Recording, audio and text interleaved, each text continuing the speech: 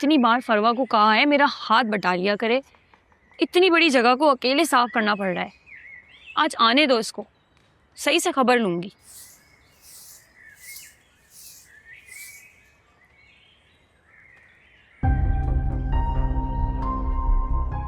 फरवा, ये क्या हुआ है? क्या हाल बनाया हुआ है? क्या हुआ है?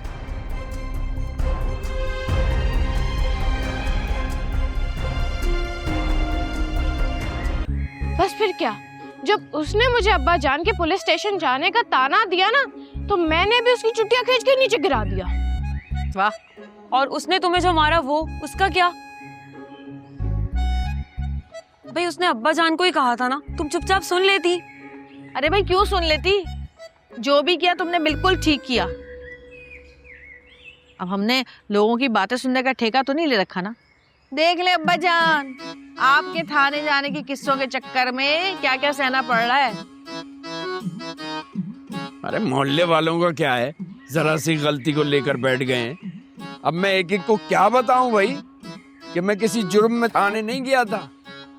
और हाँ फरवा, तुम्हारा स्कूल जाना अब बंद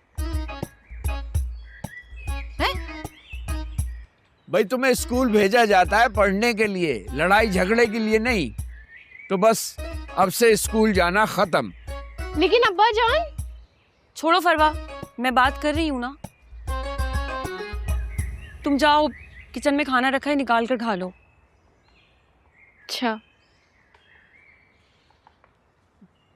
अब्बा जान, ये क्या बात हुई? कौन से बच्चे हैं जिनके लड़ाई झगड़े नहीं होते? अब इसका ये मतलब तो नहीं है ना कि फरवा अपनी पढ़ाई ही छोड़ दे।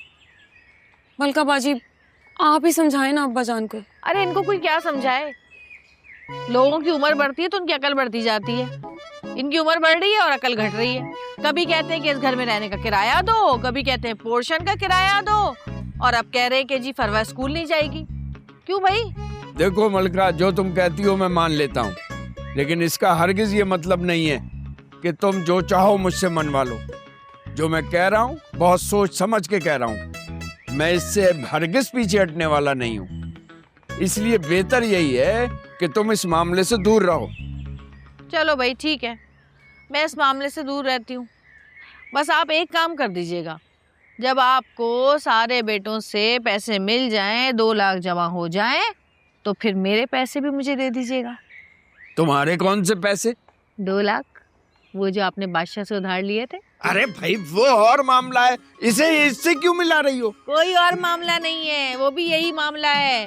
अब्बा जान, आप चाहे लाख माफिया तलब कर लें बादशाह से, लेकिन मैं अपने पैसे लेके रहूंगी, पाई पाई वसूल करूंगी मैं आपसे। हाँ हद है, कैसी नाखलफ औलाद है मेरी, बाप से हिसाब किताब कर रही है। अच्छा, और बाप जो औलाद से हिसाब किताब कर रहा है उसका क्या है भाई? जब आप उनसे 2 लाख रुपए ले सकते हैं तो मैं आपसे क्यों नहीं मांग सकती? ये कहाँ का इंसाफ है भाई?